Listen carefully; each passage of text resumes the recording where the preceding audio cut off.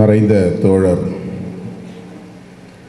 SN என்னும் S Natarajan அவர்களின் வீரவணக்க நினைவேந்தல் நிகழ்வை தலைமை வகித்து நெறிப்படுத்தி கொண்டிருக்கிற தோழர் ஓவியா அவர்களை, அவருடைய வாழ்க்கை வரலாறு குறித்த நூலை வெளியிட்டு நிகழ்வை சிறப்பித்திருக்கிற அண்ணன் எஸ்என் அவர்களின் அருமை துணைவியார் திருமதி பானுமதி நடராஜன் அவர்களை, அந்த நூலை பெற்றுக்கொண்டு இங்கே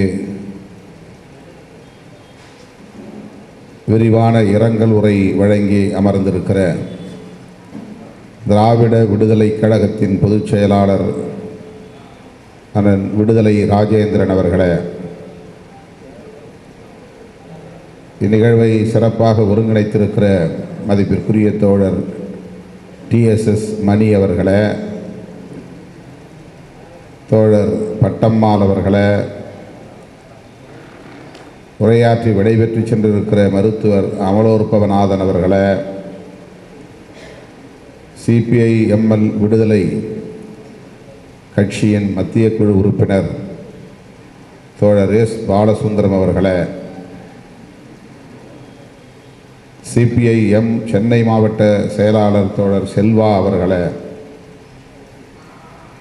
மற்றும் இந்த நிகழ்வில் பங்கேற்று இரங்கல் உரை ஆற்றி அமர்ந்திருக்கிற பல்வேறு அமைப்புகளை சார்ந்த முன்னணி தலைவர்களே, திரளாக கூடியிருக்கிற இடதுசாரி ஜனநாயக சக்திகளே, உங்கள் அனைவருக்கும் என்னுடைய பணிவார்ந்த வணக்கத்தை தெரிவித்துக் கொள்கிறேன். மறைந்த தோழர் எஸ்என் அவர்களுக்கு விடுதலை சிறுத்தைகள் கட்சியின் சார்பில் எனது செம்மாந்த வீர வணக்கத்தை செலுத்துகிறேன். நான் அவர் காலமான தகவலை அறிந்து மிகவும் அதிர்ச்சி அடைந்தேன். அப்போது ஊரில் இல்லை, தமிழ்நாட்டை தாண்டி வெளியில் வேறு மாநிலத்தில் ஒப்புக்கொண்ட நிகழ்ச்சியில் இருந்தேன். தொலைபேசி வாயிலாக அவருடைய குடும்பத்தினரோடு தொடர்பு கொண்டு என்னுடைய ஆறுதலை தெரிவித்தேன், இரங்கலை தெரிவித்தேன். என்றாலும் கூட அவருடைய திருவுடலுக்கு மலர் வளையம் வைத்து அஞ்சலி செலுத்த இயலவில்லையே என்கிற ஒரு குற்ற உணர்வு எனக்குள் இருக்கிறது. இன்றைக்கு அவருடைய திருவுருவப் படத்தை திறந்து வைத்ததன் மூலம் சற்று ஆறுதல் அடைகிறேன். என் மீதும் விடுதலை சிறுத்தைகள் கட்சியின் மீதும் மிகுந்த பற்றுதலும் நம்பிக்கையும் கொண்டிருந்தவர் அண்ணன் எஸ் நடராஜன் அவர்கள். அவ்வப்போது தேடி வந்து சந்தித்து ஊக்கப்படுத்தியவர்களுள் அவர் முதன்மையானவர். அரசியல் நெருக்கடிகள் ஏற்படுகிற நேரத்தில் திருமாவளவன் போன்றவர்களை நாம் ஊக்கப்படுத்த வேண்டும் என்ற பொறுப்புணர்வோடு வந்து எங்களை சந்திப்பார். அவரோடு சந்திக்கிற அந்த தருணங்கள் ஒரு புத்துணர்வை தந்திருக்கின்றன, நம்பிக்கையை ஏற்படுத்தி இருக்கின்றன. அவற்றையெல்லாம் நான் இப்போது எண்ணி பார்க்கிறேன். அவருடைய வாழ்க்கை வரலாறு குறித்து இங்கே தொகுத்து ஒரு சிறு நூலை வெளியிட்டிருக்கிறார்கள். அவருடைய நேர்காணல், அவர் வெளியிட்ட சிறு கையேடு போன்ற நூல்கள் தொகுக்கப்பட்டிருப்பதை பார்த்தேன். நான் சட்டக்கல்லூரி மாணவனாக இருந்த காலத்தில் சிபிஐ எம்எல் இயக்கத்தை சார்ந்த தோழர்களோடு சந்திக்கிற வாய்ப்பெல்லாம் கிடைத்திருக்கிறது. தமிழக மக்கள் முன்னணி, பிறகு இந்திய மக்கள் முன்னணி போன்ற அமைப்புகளை சார்ந்த தோழர்கள் சட்டக்கல்லூரி விடுதிக்கு வந்திருக்கிறார்கள். ஆனால் அண்ணன் நடராஜன் அவர்களை சந்தித்ததாக எனக்கு நினைவில்லை. முதலாக அவரை சந்தித்த போது எங்கோ சந்தித்ததை போன்ற ஒரு உணர்வு எனக்குள் எழுந்தது. ஒருவேளை சட்டக்கல்லூரி மாணவராக இருந்த காலத்தில் சந்தித்திருக்கலாம் என்று எனக்குள் நான் எண்ணிக்கொண்டேன். அப்படி ஒரு நெருக்கமான அறிமுகம் இருந்த உணர்வை பெற்றேன் அவரை முதலில் சந்தித்த போது. தோழர் TSS மணி, அண்ணன் நடராஜன் போன்றவர்கள் தலித் இயக்கங்களின் எழுச்சி ஏற்பட்ட காலத்தில் உடன் இருந்து எங்களை போன்றவர்களை ஆற்றுப்படுத்தி இருக்கிறார்கள், நெறிப்படுத்தி இருக்கிறார்கள். பஞ்சமி நில போராட்டத்தின் போது களங்களில் நாங்கள் சந்தித்திருக்கிறோம். விடுதலை சிறுத்தைகள் கட்சி தென் மாவட்டங்களில் மையங்கொண்டது என்றாலும் கூட அது வட மாவட்டங்களில் வேகமாக பரவிய போது கடுமையான அரசியல் நெருக்கடிகளை சந்திக்க நேர்ந்தது. காவல்துறையின் நெருக்கடிகளையும் சந்தித்தோம். அத்தகைய சூழலில் திராவிட இயக்கங்களும் இடதுசாரி இயக்கங்களும் தான் எங்களுக்கு உற்ற துணையாக இருந்திருக்கின்றன, ஆறுதலை தந்திருக்கின்றன. மறைந்த அண்ணன் AP வள்ளிநாயகம் அவர்களும் அதிலே முக்கியமானவர். தோழர் ஓவியா அவர்களின் வாழ்க்கை துணைவர். மதுரையிலே எங்களை சந்தித்து எங்களை ஊக்கப்படுத்திய அந்த தருணங்கள் என்றைக்கும் மறக்க முடியாதவை. இடதுசாரி இயக்கங்களில் தீவிரமாக இருந்தவர்கள் பின்னர் அம்பேத்கர் இயக்கங்களின் களங்களில் கைகோர்த்து நின்றதை பார்த்தபோது ஒரு நம்பிக்கையை பெற முடிந்தது. பொதுவாக அம்பேத்கர் இயக்கங்களை சாதிய இயக்கங்களாக பார்த்து புறந்தள்ளிய காலம் ஒன்று உண்டு. அந்த இயக்கங்களை ஊக்கப்படுத்தாமல் கடுமையாக விமர்சித்த காலங்கள் உண்டு. அதன் மூலம் அம்பேத்கர் இயக்கங்கள் தனிமைப்பட்டு சுருங்கி போன வரலாறும் உண்டு. காலத்தின் வேகமான போக்கில் இடதுசாரி இயக்கங்களை சார்ந்த தோழர்கள், குறிப்பாக CPI ML போன்ற இயக்கங்களை சார்ந்த தோழர்கள் அதிவேகமாக தலித் இயக்க செயற்பாட்டாளர்களோடு கைகோர்த்தது, விடுதலை சிறுத்தைகள் போன்ற இயக்கங்களை தட்டி கொடுத்தது, ஊக்கப்படுத்தியது வரலாற்றில் மறக்க முடியாதவை என்பதை நன்றி பெருக்கோடு இங்கே நான் பதிவு செய்ய கடமைப்பட்டிருக்கிறேன். அந்த வரிசையில் அண்ணன் S. நடராஜன் அவர்களும் முதன்மையானவர். இரட்டைமலை சீனிவாசன் பேரவை என்கிற அமைப்பை உருவாக்கியதும்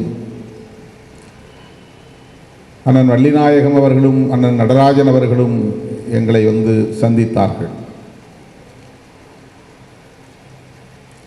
விடுதலை சிறுத்தைகள் கட்சி பொது நீரோட்டத்தில் இயங்குவது குறித்து இன்னும் தீவிரமாக செயல் திட்டங்களை வரையறுக்க வேண்டிய தேவையை குறித்து விரிவாக கருத்துக்களை பகிர்ந்து கொண்டதும் எனக்கு நன்றாக நினைவிருக்கிறது. அந்த நூலை படித்து கொண்டிருந்த போது அதில் உள்ள பல பெயர்களை நான் நினைவுக்கு கொண்டு வர முடிந்தது. அவர்களெல்லாம் CPI ML இயக்கத்தின் தீவிரமான செயற்பாட்டாளர்களாக இருந்திருக்கிறார்கள். அதனால்தான் அவர்கள் நம் மீது இந்த ஒரு கரிசனமான பார்வையை கொண்டிருந்தார்கள் என்பதை அறிய முடிந்தது.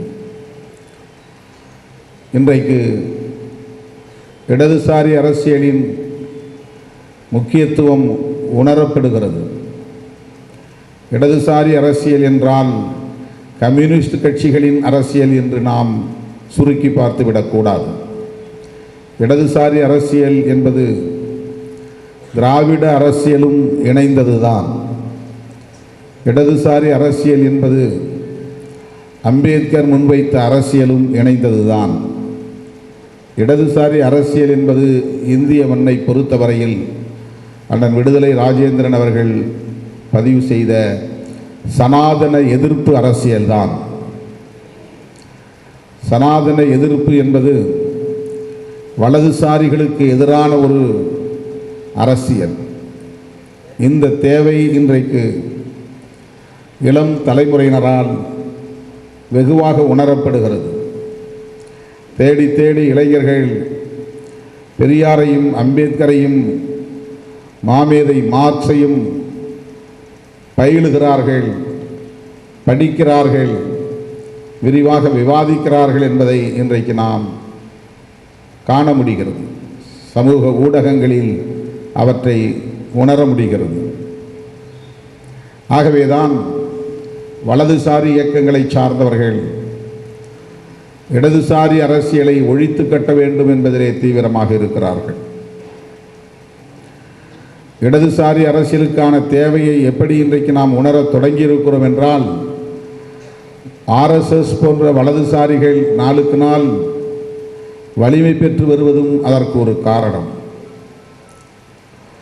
அவர்கள் வலிமை பெறுவதற்கு தேர்தல் நடைமுறை ஒரு காரணமாக இருக்கிறது. எலக்டோரல் சிஸ்டம், இந்த தேர்தல் நடைமுறை ஒரு காரணமாக இருக்கிறது. அவர்கள் கோட்பாட்டு அளவிலே மக்களை வென்றெடுத்து விட்டார்கள் என்று சொல்ல முடியாது. சூது சூழ்ச்சிகளால் மக்களை வீழ்த்தி இருக்கிறார்கள். ஆட்சி அதிகாரத்தை கைப்பற்றி அதன் மூலம் வலிமை பெற்றதான ஒரு தோற்றத்தை உருவாக்கி இருக்கிறார்கள். அதுதான் உண்மை. இடதுசாரி அரசியல் கோட்பாட்டளவிலே வலிமையோடு இருக்கிறது. வலதுசாரி அரசியல் தேர்தல் களத்தில் வலிமையோடு இருக்கிறது. தேர்தல் களத்தில் வெற்றி பெறுகிறவர்கள் எல்லாம் கோட்பாட்டளவிலே வெற்றி பெற்றவர்கள் என்று பொருள் இல்லை. ஆகவே வலதுசாரி அரசியல் இங்கே வலிமை பெற்றிருப்பது அரசியல் அதிகார களத்திலே தான், ஆட்சி அதிகார களத்தில்தான், தேர்தல் களத்தில்தான். இந்த நிலையில் இந்திய மண்ணில் நெடுங்காலமாக நடைபெற்று கொண்டிருக்கிற இந்த கோட்பாட்டு யுத்தத்தை நாம் புரிந்து கொள்ள வேண்டிய தேவை இருக்கிறது. புத்தருடைய காலத்திலிருந்து தொடங்கிய யுத்தம் இந்த யுத்தம். சனாதன எதிர்ப்பு என்பது புத்தர் காலத்திலிருந்து தொடங்கி இருக்கிறது. அண்ணன் விடுதலை ராஜேந்திரன் அவர்கள் சொன்னதைப் போல பெரியாரை போல் கௌதம புத்தர் கடவுள் மறுப்பை உயர்த்தி பேசவில்லை. ஆனால் பெரியார் என்ன கருத்துக்களை பேசினாரோ அதைத்தான் 2500 ஆண்டுகளுக்கு முன்னால் கௌதம புத்தரும் பேசியிருக்கிறார். சுதந்திரம், சமத்துவம், சகோதரத்துவம் என்பதுதான் பௌத்தத்தின் அடிப்படை. அதுதான் புரட்சியாளர் அம்பேத்கரின் வேட்கை. அதுதான் தந்தை பெரியாரின் இலக்கு. மார்க்சியமும் அதைத்தான் சொல்லுகிறது.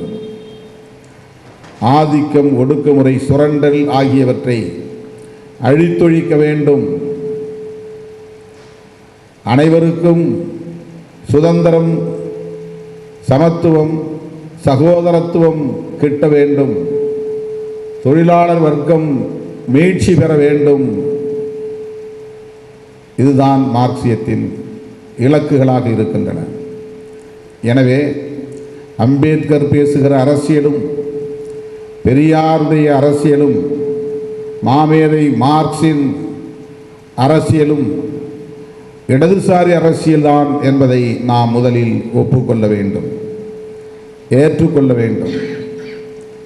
அதை மேலும் மேலும் வலுப்படுத்துவதற்குரிய செயல் திட்டங்களை வரையறுக்க வேண்டும்.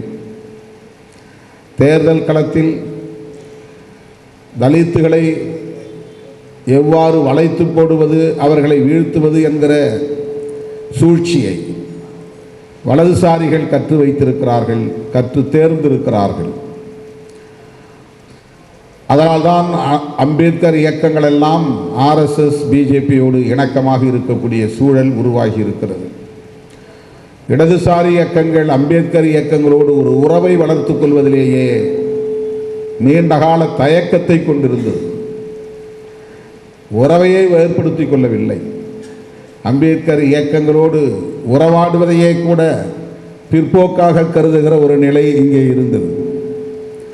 அம்பேத்கர் இயக்கங்களோடு உறவாட வேண்டும், அந்த இயக்கங்களில் ஊடுருவ வேண்டும், அந்த இயக்கங்களை அரசியல்படுத்த வேண்டும், அந்த இயக்கங்களை மக்கள் அமைப்புகளாக வலுப்படுத்த வேண்டும் என்கிற தேவையை உணர்ந்து அம்பேத்கர் இயக்கங்களோடு இறுக்கமான உறவை ஏற்படுத்தி கொண்டிருக்க வேண்டிய பொறுப்பு இடதுசாரிகளுக்கானது.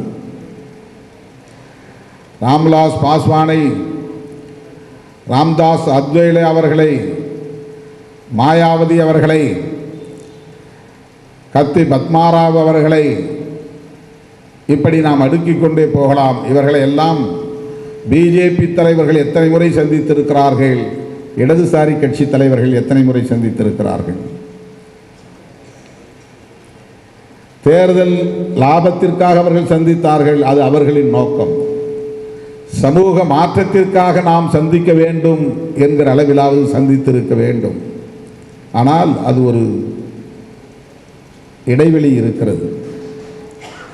இடதுசாரி இயக்கங்களுக்கும் அம்பேத்கர் இயக்கங்களுக்கும் உள்ள இடைவெளியை குறைக்க வேண்டிய தேவை இருக்கிறது.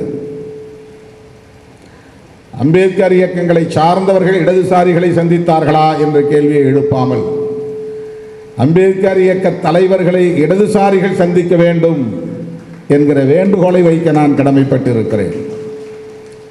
அதுதான் மிக முக்கியமானதாக நான் பார்க்கிறேன்.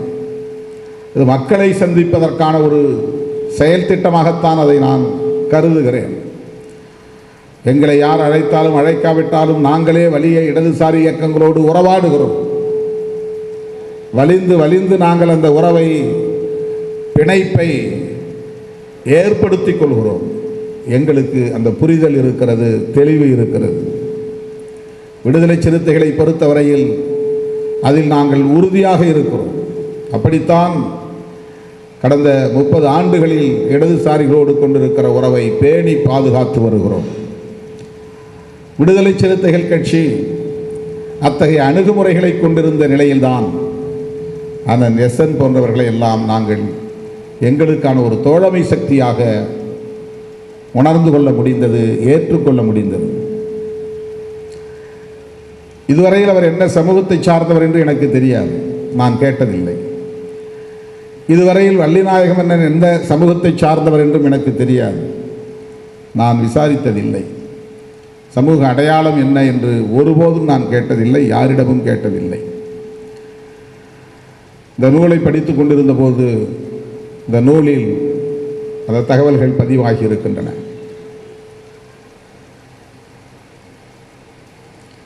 அவர்களுக்கு அந்த வேட்கை இருந்ததால் தான் பஞ்சமி நில மீட்பு போராட்ட களத்திலே எங்களோடு நிற்க முடிந்தது. நாங்களும் அவர்களோடு கைகோர்த்து நிற்க முடிந்தது. இடதுசாரிகள் அந்த களத்திலே நிற்காமல் இருந்திருந்தால் அந்த போராட்டம் அவ்வளவு பெரிய வீச்சை பெற்றிருக்காது. இடதுசாரிகள் அதை வழிநடத்தாமல் இருந்திருந்தால் அந்த போராட்டம் அவ்வளவு நெறிப்படுத்தப்பட்டதாக மாறி இருக்காது.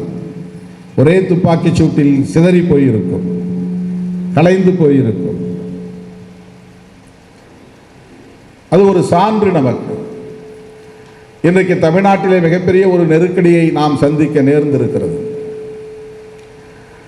போலி தமிழ் தேசியவாதிகள் இன்றைக்கு தந்தை பெரியாரை கொச்சைப்படுத்த துணிந்திருக்கிறார்கள். இது ஏதோ தேர்தல் அரசியல் களத்தில் நடக்கிற ஒரு அரசியல் என்று நாம் விலகி நின்று ஒதுங்கிவிட முடியாது. பெரியாரியத்திற்கு எதிராக பேசப்படுகிற கருத்து ஒவ்வொன்றும் மார்க்சியத்திற்கு எதிரானது என்பதை புரிந்து கொள்ள வேண்டும். பெரியாரியத்திற்கு எதிராக பேசப்படுகிற ஒவ்வொன்றும் அம்பேத்கர் அரசியலுக்கு எதிரானது என்பதை புரிந்து கொள்ள வேண்டும். நாம் அனைவரும் சேர்ந்து இத்தகைய சக்திகளை எதிர்கொள்ள வேண்டிய தேவை இருக்கிறது. இவர்களெல்லாம் நமக்கு ஒரு ஆளா என்று இதை ஒரு ஈகோ பிரச்சனையாக பார்க்கக்கூடாது. இதில் நாம் ஏதோ பெரிய சக்தி, அவர்கள் சிறிய சக்தி, அவர்களையெல்லாம் ஒரு பொருட்டாக மதிக்கக்கூடாது என்று நினைத்தால் அது வெறும் ஈகோ அடிப்படையிலான அணுகுமுறையாக மாறிவிடும். அவர்களை எதிர்கொள்ள வேண்டிய தேவை இருக்கிறது, அம்பலப்படுத்த வேண்டிய தேவை இருக்கிறது, வீழ்த்த வேண்டிய தேவை இருக்கிறது. பாரதிய ஜனதாவின் கொள்கை பரப்பு அணியைப் போல அவர்கள் செயல்படுகிறார்கள். இந்த சூழலில் பெரியாரை விமர்சிக்க வேண்டிய தேவை என்ன இருக்கிறது? சனாதன கொடுமைகளை பற்றி பேசாமல் எச் ராஜா வரவேற்று ஆதரிக்கிறார் என்றால் அதற்கு என்ன பொருள்? அண்ணாமலை உடனடியாக அதை ஆதரிக்கிறார் என்றால் அதற்கு என்ன பொருள்? குருமூர்த்தி அதை ஆதரிக்கிறார் என்றால் அதற்கு என்ன பொருள்? அவர்களெல்லாம் என்றைக்காவது மேதகு பிரபாகரனை ஆதரித்ததுண்டா? அவர்கள் என்றைக்காவது எல்டிடி இயக்கத்தை ஆதரித்து பேசியவர்களா? பிரபாகரனை ஏற்காதவர்கள், எல்டிடி இயக்கத்தை விமர்சித்தவர்கள், தமிழீழ விடுதலைக்கு எதிராக நின்றவர்கள் பெரியாரை எதிர்க்கும் போது வலிந்து கட்டிக்கொண்டு வலிந்து வந்து ஆதரவை தெரிவிக்கிறார்கள் என்றால் அவர்கள் பேசுகிற அரசியல் எத்தகைய அரசியல் என்பதை இலகுவாக புரிந்து கொள்ள வேண்டும். இது ஏதோ திராவிட இயக்கத்திற்கு எதிரான அரசியல் என்று நாம் கருதிவிடக்கூடாது. திராவிடர் கழகத்திற்கும் திராவிட முன்னேற்ற கழகத்திற்கும் எதிரான அரசியல் என்று நாம் ஒதுங்கி நின்று விட முடியாது. நாம் எல்லோரும் பேசுகிற கோட்பாட்டுக்கு எதிரான அரசியல், நாம் அனைவரும் உயர்த்தி பிடிக்கிற சனாதன எதிர்ப்பு என்கிற கோட்பாட்டுக்கு எதிரான அரசியல், சனாதன சங்க பரிவாரங்களுக்கு சிவப்பு கம்பளம் விரித்து வரவேற்பு தருகிற அரசியல், தமிழ்நாட்டிலும் அவர்கள் காலூன்றுவதற்கு வேரூன்றுவதற்கு வழிவகுத்து தருகிற அரசியல் மிகவும் ஆபத்தான அரசியல். தமிழ்நாட்டிலும் அப்படி பல தலித் இயக்கங்கள் சங்க பரிவாரங்களோடு கரைந்து போய் நிற்கின்றன.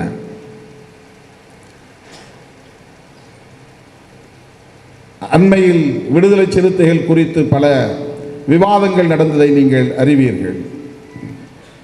அந்த நேரத்தில் நான் எத்தகைய நெருக்கடிகளை எல்லாம் சந்தித்தேன் என்பது எனக்கு மட்டும்தான் தெரியும். என்னை சுற்றி என்ன நடந்தது என்பது எனக்கு மட்டுமே தெரியும். அவற்றையெல்லாம் நான் மிக சாதுரியமாக எதிர்கொண்டேன். இந்த மண்ணில் சனாதனிகள் வேரூன்றுவதற்கு எந்த சூழலிலும் நான் இடம் கொடுக்க மாட்டேன் என்பதில் உறுதியாக இருந்தேன். சகிப்புத்தன்மையோடும் பொறுமையோடும் அவற்றை எதிர்கொண்டேன். தொலைநோக்கு பார்வையோடு அவற்றை நான் அணுகினேன். இறுதியாக அதற்கு ஒரு முற்றுப்புள்ளி வைத்தேன். இன்றைக்கு அந்த விவாதமே நடைபெறவில்லை. இது எனக்கான ஒரு செய்தி என்று நான் சொல்லவில்லை, என்னை பற்றிய செய்தி என்று சொல்லவில்லை. இங்கே நடக்கிற யுத்தத்தில் நான் எதிர்கொண்ட அனுபவத்தை பகிர்ந்து கொள்ளுகிறேன். ஒவ்வொருவரும் அவ்வாறு நாம் எதிர்கொள்ள வேண்டிய ஒரு நெருக்கடியில் நின்று கொண்டிருக்கிறோம்.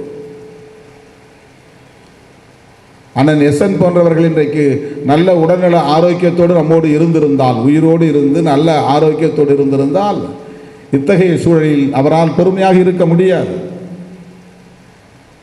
எங்கள் அலுவலகத்தை தேடி வந்திருப்பார்,